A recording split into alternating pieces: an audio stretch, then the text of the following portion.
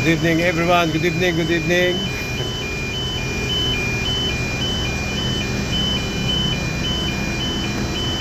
Back on night shift. Work na naman.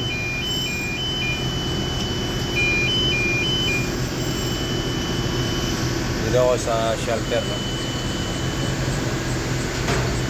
Tambay sa shelter.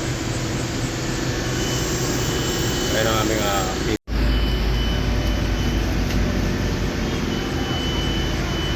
Ayun ang activity namin yan.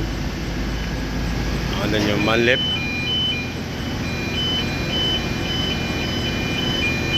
Yung mga tao sa taas. So katatapos lang namin kagabi mag-erection ng segment. So yan yung kinabit namin kagabi. Malalagay ng strand. Tapos magla-launching kami bukas. Para dito naman kami maglalagay yung poste na yan. Yung span na yan.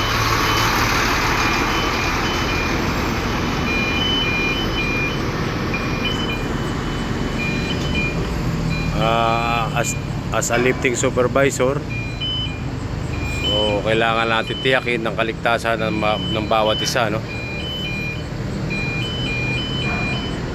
Tapos ini-implement natin yung safety, no?